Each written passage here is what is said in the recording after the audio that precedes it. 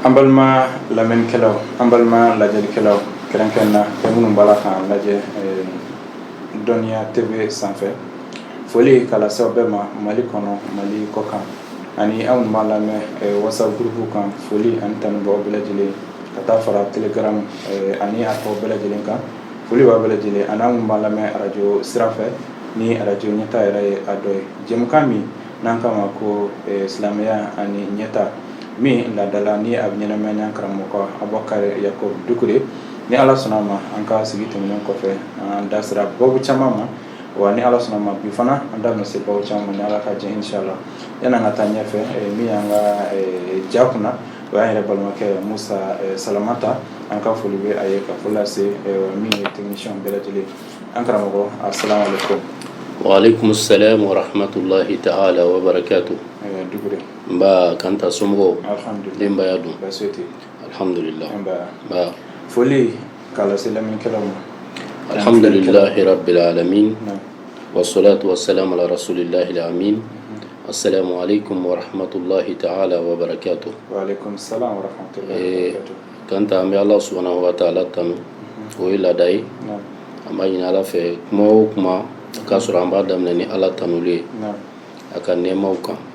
munu na yu ke adamaden ka adamaden bonya ka karama ka tɛmɛ ka dan fɛn caman kan ka sɔrɔ an m'a dɔn a ye ka sɔrɔ an kɛra fisiriwale ye a ma ka sɔrɔ an y'an ka kow ta k'a di fɛn wɛrɛ ma min tɛ ala ye o nɛɛma minnu ni an b'a dɔn n'an t'a dɔn min dogolen don min bangelen don ni ala y'o kɛ an ye k'an fisaya ka tɛmɛ bɛganw kan k'an fisaya ka tɛmɛ danfɛn caman kan i b'a fɔ a yɛrɛ y'a fɔ cogo min an b'o Allahu subhanahu wa ta'ala tanu waati bɛɛ lajɛlen na o nɛɛma ninnu kan o kɔfɛ kɛra sanumanba min n'o kɛra an ka sababu ɲuman ye n'o de nana sira yira an na sira tilennen k'an bɔ dibi sira kan k'an bila yelen sira kan k'an bɔ kunangoya sira kan k'an bila kunnaja sira kan k'an bɔ tasuma sira kan k'an bila alijinɛ sira kan k'an bɔ bɛganya hukumu kɔnɔna la ka na n'an ye adamadenya an n'an ma cɛ an ka se k'an ma dɔn ka a bato ayiwa an b'a a ɲini Allah subhanahu wa ta'ala fɛ o kɛra sanumanba in a n'a ka denbaya n'a dungɛma bɛɛ ka ɲini ala fɛ a ka seli u kan a ka hinɛ u la o kɔfɛ minnu bɛ ka an lagɛ nin waati in kɔnɔna la Dɔniya TV kan Mali kɔnɔ ani Mali kɔ kan ani minnu tulo bɛ an na nin émission in kɔnɔna la min ye l'islam et le progrès al-islam wa taqaddum n'a bɛ tɛmɛ radio ɲɛta fana kɔnɔ alamisa o alamisa ka bɔ 15h ka taa se 16h ma an ka foli b'u bɛɛ ye kisi foli kan na n'o ye assalamu alaikum wa rahmatullahi wa barakatuh. O kɔfɛ yɛrɛ kan ta k'i fo k'i waliɲuman dɔn i ka cɛsiri ni ka wulikajɔ la ala k'a ni sara a n'an balimakɛ Musa Salamanta ayiwa ale y'an ka ja tabaga ye Dɔniya TV kɔnɔna la a n'a ka denbaya bɛɛ lajɛlen Mali kɔnɔ Côte d'Ivoire an b'u bɛɛ lajɛlen fo. Ayiwa karamɔgɔ o diyara n ye ka foli kɛrɛnkɛrɛnnen an b'a fɛ k'a lase mama minnu bɛ groupe WhatsApp kan ka d'a kan an ka jɛmukan tɛmɛnen na groupe caman bɛ ɲɛ bilo kan caman kɔnɔ an ka nisɔndiya jira ka ɲɛsin ja ninnu ma n'ala sɔnna ma kan ta foli bɛ bila bɛɛ ye ka tila ka layidu d'u ma n'ala sɔnna ma an y'a fɔ cogo min ka kurakuraya ka fɔ insha Allah u delilen bɛ min na n'o ye k'an ka kumakanw sɔrɔ k'an ka hakililaw sɔrɔ a dɔgɔyalen o kɔni ka kɛ siɲɛ 2 ye kalo kɔnɔ mais an bɛ layidu min d'u ma n'an ma dɛsɛ ni bana m'an dɛsɛ n'an tɛ dugutaga la ni kow ma caya o de ye k'a fɔ semaine o semaine insha Allah u bɛna an ka hakililaw sɔrɔ u bɛna an ka kumakanw sɔrɔ diinɛ walawalali kan ani faso ko minnu bɛ faso kɔnɔ olu walawalali kan insha Allah o la maa maa bɛ k'an suit a kɛra sira o sira ye réseaux sociaux siraw fɛ radio siraw fɛ télé web siraw fɛ an ka foli b'u bɛɛ ye ka ɲini Ala subhanahu wa ta'ala fɛ ala ka n'u bɛɛ kanda ala ka n'u kisi ka Mali basigi sunkalo min n'a bɛ ka don an ma ɲini Ala subhanahu wa ta'ala fɛ ala ka ɲuman don ka si di an ma ka kɛnɛya di an ma ka se di an ma sunkalo dabɔla jurumu yafa min kama ala k'an dɛmɛ an ka wulikajɔw k'a la yaasa jurumuw ka se ka yafa an bɛɛ lajɛlen ye. Ayiwa karamɔgɔ i da bɔra sunkalo min ma an n'o k'an ka bi sigi babu fɔlɔ ye ka d'a kan an kunsinnen filɛ sunkalo ba in o yɛrɛ de ma n'i ko sunkalo bato dɔ de bɛ k'a kɔnɔ n'o ye sun a n'a ɲɔgɔnnaw ye yala i bɛ se ka mun de ɲɛfɔ an lamɛnnikɛlaw n'an filɛlikɛlaw ye sunkalo yɛrɛ kan. Alhamdulillahi rabbil alamin kan ta sunkalo an bɛna don o de kɔnɔ a tɔ ye waati fitini kosɛbɛ a tɔ tɛ semaine 2 bɔ kosɛbɛ tile 10 ɲɔgɔn an bɛ don sunkalo kɔnɔna la sunkalo bɛ na siɲɛ 1 san kɔnɔ kalo 1 ɲɔgɔn don kalo 12 cɛ la ala ye kalo 1 de ta k'o di kira mantonw ma sallallahu alaihi wa sallam kalo in kira kanu min bɛ ala yɛrɛ yɔrɔ kira jɔyɔrɔ min bɛ ala yɔrɔ kira min b'a ni ala cɛ gundo la o de kama ala y'a lajɛ kira fana mun de ka bɔ a bolo ka tɛmɛ fɛn bɛɛ kan mun de ka bɔ a bolo ka tɛmɛ fɛn bɛɛ kan o y'a ka umma de ye ummati ummati kira de kɛra kira ye kira tɔw cɛla sallallahu alaihi wasallam min waati o waati ni ala ye a kɛrɛnkɛrɛnnenya ni bonyabaw ye k'a b'a bila diɲɛ bɛɛ ɲɛ o yɔrɔ la a fana bɛ jɔrɔ n'a ka manto ye a b'a fɔ ummati yala ne fana ka manto nin yɔrɔ ye jumɛn ye nin na sa ala mantonw diɲɛ kɔnɔ y'a hamina n'a mantonw de ye wa lahara fɛn wɛrɛ t'a da kɔnɔ lahara jɔ kɛnɛ kan n'o manton kelen tɛ ummati ummati ummati nga manton o ye ala kira ka manton ye ala ye minnu kalifa kira la depuis a ka waati fo ka se bi ma minnu fana sɔnna ka tugu kira kɔ o ye kira ka manton ye dɛ sinon kira tɛ jɔrɔ ni mushriku ye dɛ donc an bɛɛ tɛ ayi kira an bɛɛ do kɛ minnu sɔnna ka tugu kira kɔ depuis kira ka waati sallallahu umma itibaiya minnu sɔnna ka tugu kira kɔ fo ka se bi ma o y'a ka manton kɛrɛnkɛrɛnlenw ye dɛ mais mushrikuw tɛ dɛ k'a fɔ ko maa de kun sɔrɔla kira ka waati fo ka se bi ma o tɛ dɛ parce que a yirala ala yɛrɛ fɛ k'a fɔ kira sallallahu maa dɔw bɛ yen kana seli ulu su kan kana duwawu kɛ ulu ye munna i tɛ duwawu k'u ye kira dun ka duwawu fanba bɛɛ bɛ k'a ka manton de ye donc manton min ko don o de ye kira sallallahu depuis a ka waati fo ka taa se dugukolo melekeli ma ayiwa maa minnu sɔnna ka tugu kira kɔ u bɛ se ka tugu kira kɔ n'u ka jurumuw ye u bɛ se ka tugu kira kɔ n'u ka nagasiw ye u bɛ se ka tugu kira kɔ k'a sɔrɔ jurumutɔw don u ni tasuma donni ka kan mais kira manton don donc kira ka surunalidon bɛ kɛ olu de fana ye mais a tɛ kɛ mushriku ye dɛ jawle kama karamɔgɔ b'a la kala disa dɔw la ko kira b'a fɔ kisi nɛma b'a ye ko a ka maa bɛɛ bɛ se ka don alijinɛ kɔnɔ ko fo ni maa min banna o b'a ɲininka kira b'a ɲininka ko jɔn bɛ ban ka don alijinɛ kɔnɔ ko ni maa min tugura ale kɔ o bɛ don alijinɛ kɔnɔ ni min bɔra ale kɔ voilà donc an ka mini o yɔrɔ in de ye o kira Muhammad sallallahu alaihi wasallam ala kelen k'a ye k'a fɔ a ka hami belebele o y'a ka manton de ye ala fana ye a ladiya ni mantonw ka sira ye o ladiyali belebele a ka ca kira ka mantonw fisayara ka tɛmɛ manton tɔw kan ni fɛn minnu ye ani k'u ladiya ka tɛmɛ manton tɔw kan ni fɛn minnu ye ala bolo a ka ca mais ala belebele dɔ ye sunkalo ye sunkalo kalo 1 min taara k'a di kira ma a di mantonw ma i b'a kun dɔn a kun de ye yaasa kira manton jurumutɔw mana caya u la cogo o cogo maa kunnankow mana caya u la cogo o cogo jogojuguw ni tiɲɛnikɛlaw mana caya u la cogo o cogo ala tanakɛlaw mana caya u la cogo o cogo mais san kana ban ka bin ka sɔrɔ u ma occasion dɔ sɔrɔ k'u ka jurumu in bɛɛ yafa ala hinɛ masa ko voilà o occasion belebelew la belebele o ye sunkalo ye sunkalo donna dɔwɛrɛ kama tɛ kanta yaasa fɛn fila fɛn dama a fɔlɔ ye jumɛn ye ala y'a kɛ lajaliya i b'a fɔ n y'a fɛ cogo min k'a di kira maana manton parce que n'i y'a kɛ a kɛcogo la sunkalo tɛ ban fiyewu f'a ka sɔrɔ i jurumu bɛɛ bɛ yafa i jurumu bɛɛ bɛ se ka yafa a kɔnɔna la parce que a nana jurumu k'i ko k'i jɛya sunkalo nana o de kama ruhiyan spirituellement fana ye i bɛ jurumu minnu kɛ n'a fɔra spirituellement dɔrɔn i bɛ jurumu minnu de kɛ n'a bɛ da i dusukun kan n'a bɛ kɛ baraji ni hijabu ye n'ala cɛ sunkalo bɛ don ka taa ban a kun ye min ye n'i y'a kɛ a kɛcogo la o jurumu bɛɛ a bɛɛ bɛ se ka bɔ yen a bɛɛ bɛ se ka ko ka bɔ yen ka i sanuya net i b'a fɔ i ma deli ka jurumu kelen kɛ sunkalo kalo 1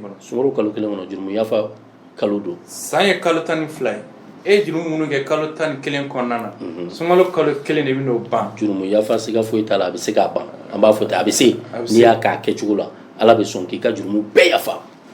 i n'a fɔ ala b'a fɔ a ka kuma na ko ale yɛrɛ de bɛ sun sara sun y'ale ta de ye wa ale de b'a sara o kɔfɛ al-itqu mina nar ka i kana bɔ tasuma donni ma o kalo don k'i kana bɔ k'i kuma bɔ k'i yɛrɛ jɛya k'a fɔ nin kɔni n ka jɔni filɛ nin a tɛna don tasuma yɛrɛ kɔnɔ tugun o kalo de ye sunkalo ye mais a bɛ sɔrɔ i ka cɛsiri n'i ka jijaw de fɛ ani ka wuli ka jɔ ani ka limaniya degré ani ka lɛnsiranya degré ani bɛ n'i yɛrɛ di cogo min ala ma donc komi question in pour que an kana taa yɔrɔ jan a misala surun tɛ examen classe kɔnɔ i mana note min sɔrɔ i n'o de bɛ bɔ sunkalo fana kɔnɔ silamɛ i ye baara min kɛ n'o de bɔ sunkalo kɔnɔ foyi t'a la wa a bɛ sunkalo ta bɛ jidi de a bɛ doublé de a yɛrɛ bɛ fɛn a bɛ jidi ka tɛmɛ hali doubleli kan o de ye sunkalo ta nafa ye donc kanta sunkalo nana nin bɛɛ de kama mais an bɛna an da don a la hakili la a ye ɲininkali min kɛ n na o de ye sunkalo yɛrɛ est ce que silamɛ kan ka a kunbɛ wa est ce que hakili la y'o ɲininkali de kɛ n na silamɛ kan ka kunbɛ voilà silamɛ kan ka sunkalo kunbɛ kanta parce que sunkalo n ye dɔɔni fɔ a nafa la n'o kalo bɛ na kanta o kunbɛli kan ka kɛ i b'a fɔ ko fɛti de quoi fɛti a b'a fɔ an bɛ selidenni an tɛ ɲagali ka seli kunbɛn ni selidenni bɛna se yan an tɛ ɲagali ka seliba kunbɛn an tɛ nisɔndiya kabini a ma se wa a kuma tɛ kɛ bɛɛ da wa wa maaw nikun nisɔndiyalen don k'a kɔnɔ wa n'a sera fana an bɛ mun kɛ i b'a dɔn bɛɛ la ko bi ye seli ye bɛɛ wa sunkalo ta kan ka bonya ka tɛmɛ o kan est ce que n faamu sunkalo kan ka kunbɛn ni nisɔndiya ye k'a dɔn k'a fɔ i b'a fɔ fɛti de don parce que a bɛ na ni hɛrɛ min ye adamadenya ma a bɛ na ni hɛrɛ min ye diɲɛ yɛrɛ ma a bɛ na ni hɛrɛ min ye kira manto ma a bɛ na ni hɛrɛ min ye an ka duw kɔnɔ a bɛ na ni hɛrɛ min ye an yɛrɛ bakun ma o kama an bɛɛ kan ka ɲagari ka sunkalo kunbɛn maintenant sisan a bɛ kunbɛn cogo di a bɛ kunbɛn cogo di min b'an jɛ o de ye i b'a dɔn min b'a to an caman ka sunkalo tɛ k'an nafa kanta san o san an bɛ sun na mais nafabaw minnu bɛ fɔ sunkalo la i bɛ taa sɔrɔ an t'a sɔrɔ kosɛbɛ nin fɛn fila de don an tɛ sunkalo kunbɛn wa ni sunkalo sera min kan ka k'a kɔnɔ an t'a kɛ a ɲɛ ma awɔ fo ka sunkalo kunbɛn de n'i sunkalo kunbɛn a b'a nɔgɔya i bolo nafa min fɔra sunkalo la ni sunkalo donna dɔrɔn i k'o sɔrɔ mais i bɛ taa sɔrɔ an bɛɛ kɔnɔ an bɛ yala la dɔrɔn sunkalo tɔ ye tile joli est ce que a tɔ tɛ semaine kelen de ye wa ayi a tɔ ye tile saba cɛ bi tile in yɛrɛ ɲinan tile a tɛ nɔgɔya dɛ est ce que o tɛ maa min bɛ jɔrɔ a sun bon kuma dɔw ta tɛ jɔrɔ ye sa mais kuma dɔw kan ta dɔw ta ye jɔrɔ ye mais kuma dɔw ta ye tiɲɛ yɛrɛ la degun ka bon a ka yira ala fɛ dɔ ka bɔ degun la sunkalo ka di dɔw ye mais degun ka donc n bɛ fɛ ka min fɔ o tɛ sunkalo kunbɛli ye o wallahi kanta ni mɔgɔ min ye sunkalo kunbɛn a ɲɛ ma sunkalo bɛ kunbɛn ni cogoya fila de ye madiyan wa nafsiyan ou bien madiyan wa ruhiyan o kɔrɔ ye di physiquement et spirituellement i bɛ sunkalo kunbɛn ni madiyan o ye an bɛ fɛn minnu y'an ɲɛ na farikolo cogo fɛ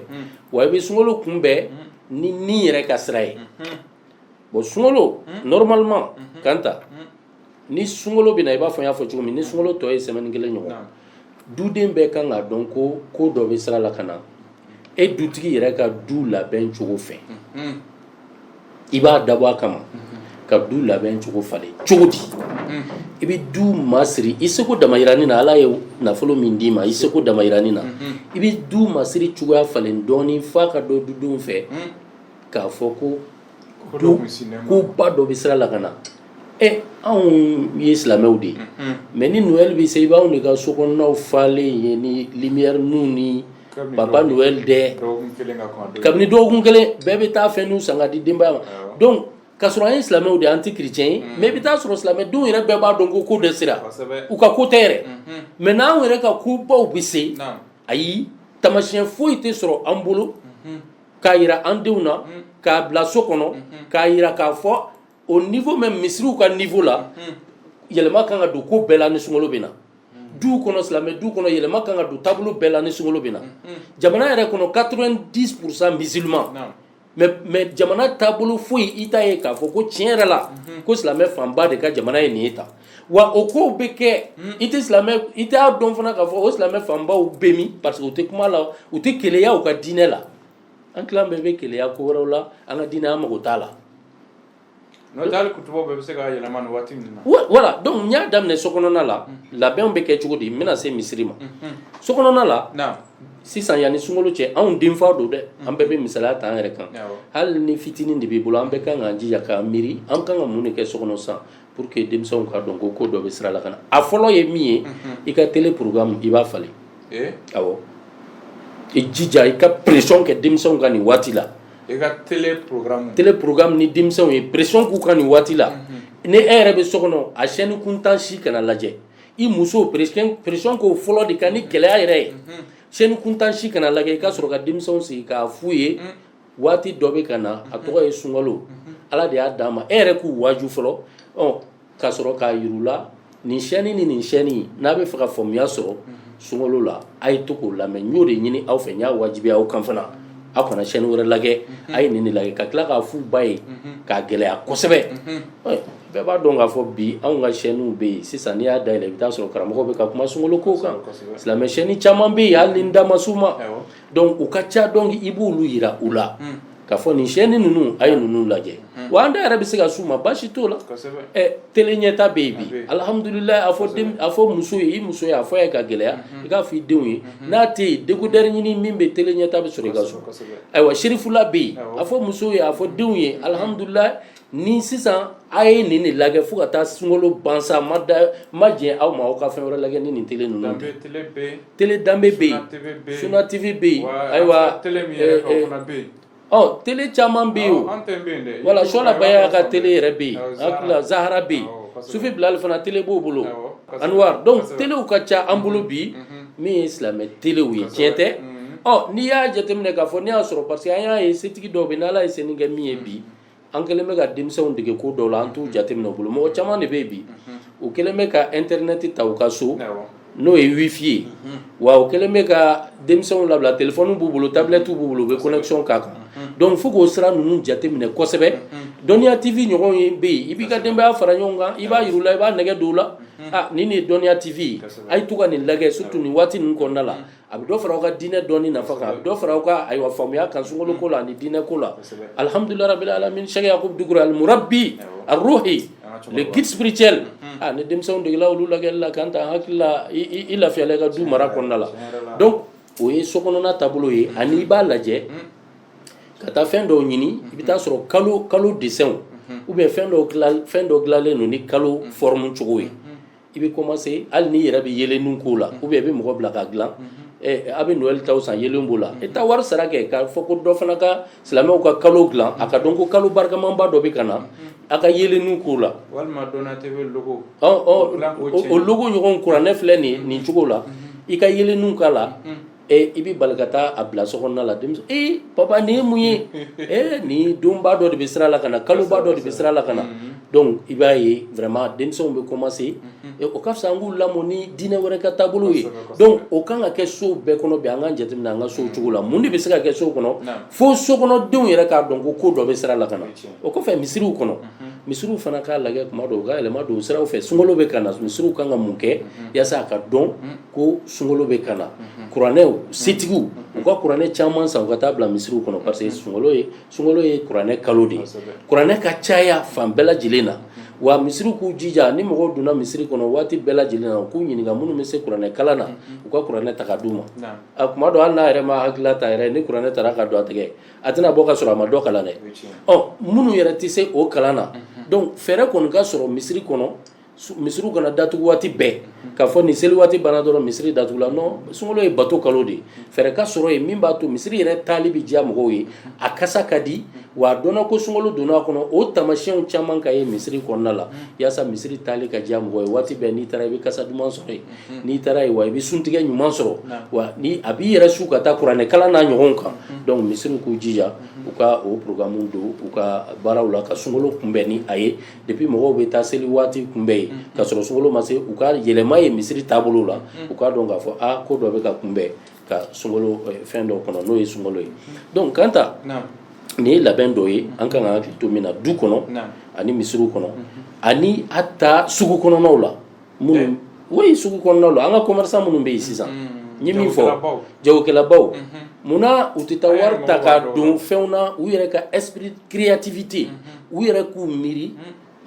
Noël fɛnw bɛ feere cogo min a ka di denmisɛnw ye munna u yɛrɛ tɛ taa denmisɛn fɛn dɔw dilan min fana bɛ bɛn silamɛya ta ma min bɛ bɛn sunkalo ta ma k'o dilan ka masiri cogoya dɔ la ni silamɛya ka taabolo ye min tɛ bɔ sariya kɔnɔ ka o caman dilan sunkalo natɔ don yaasa a ka feere mɔgɔw ka san ka t'u ka sow kɔnɔ u k'a di denmisɛnw ma o ɲɔgɔn hakililaw kan ka sɔrɔ an ka commerçant na o de y'u ka baara ye wari tɛ ko warimugu bɛ n poche kɔnɔ wari ye i hakili bɛ se ka labaara ka na ni fɛn min ye dɛ o de ye wari ye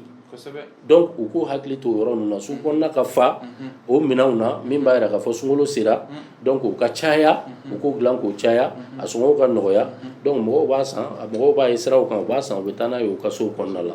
bon quant à sunkalo bɛ labɛn ni nin siraw ye en même temps adamaden yɛrɛ i yɛrɛ silamɛ e yɛrɛ kan ka sunkalo kunbɛn ni cogoya jumɛn ye e kan ka sunkalo kunbɛn n'o ye k'a fɔ an bɛ kalo min na n'o ye Shabana kalo ye karamɔgɔw kumana kan kosɛbɛ Shabana dira an ma de an ka sunkalo kunbɛn i m'a mɛn ko sunkalo ma kɔnɔ n'a sɔrɔ mɔgɔ caman bɛ ɲinɛ ale kalo in kɔ mɔgɔ caman bɛ ɲinɛ a kɔ mais karamɔgɔ y'a fɔ cogo min na kira nɛɛma kisi b'a ye a bɛ kalo min yɛrɛ sun ka caya o ye nin kalo in ye sunkalo bɔlen kɔfɛ la kira sallallahu kalo bɛ sun ka caya ka tɛmɛ kalo bɛɛ kan o ye Shabana de ye Shabana dabɔlen don a kama al istidadu ruhi wa nafsi li Ramadan i k'i prêt spirituellement ka don sunkalo kɔnɔ sun bɛ kɛ ka caya pour que i ka tigɛ dumuni na dɔɔni mais ni mɔgɔ min ma se k'o chance sɔrɔ i b'a fɔ i y'a fɔ cogo min sunkalo tɔ ye semaine kelen tile 10 donc an k'an commencer an bɛ mun kɛ sisan an bɛ sun hali n'a kɛra tile 3 ye an k'an jija k'o don yanni sunkalo cɛ maintenant an bɛ mun fana kɛ o ye jumɛn ye an ka commencer hali n'an ma su dɔn mais an ka dɔ bɔ an ka dumuni bɛrɛ la awɔ parce que an bɛna don kalo min kɔnɔ dumuni tɛ k'a kɔnɔ ni sufɛla bɔra la o de ye istidadu ye o istidadu kɔrɔ de ye k'i préparer ka sunkalo kɔnɔ préparation ye kelenya to fo 16h n y'a daminɛ préparation min na o ye physique de ye o ye madi ye o ye an bɛ fɛn minnu y'an ɲɛ na an ma dɔ fɔ o la sisan n donna spirituel de kɔnɔna la donc o ye k'i nin préparer yanni ka don a kɔnɔ parce que sunkalo yɛrɛ dabɔla nin lamɔ de kama a tarbiya ruhiya k'i nin lamɔ donc an bɛna s'o de ma donc ni munna a bɛ fɔ i ka kɔngɔ bila i yɛrɛ la o nafa jumɛn bɛ se ni ma ko sunkalo dabɔra k'i nin de lamɔ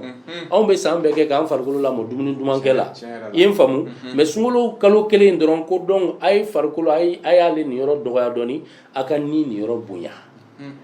munna o kalo de diyara Ala ye ka tɛmɛ kalo tɔ bɛɛ kan o kɔrɔ ye Ala bɛ intéressé an nin de la ka tɛmɛ farikolo kan an sɛbɛ ye an nin de ye an hakika ye an nin de ye ja ko nin fana bɛ lamɔ i b'a fɔ farikolo bɛ lamɔ cogo min voilà